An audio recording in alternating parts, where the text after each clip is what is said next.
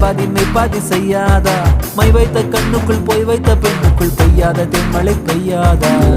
தரையில வெண்ண வச்சு அத பொக்குன்னு கைப்பத்த பாக்குறே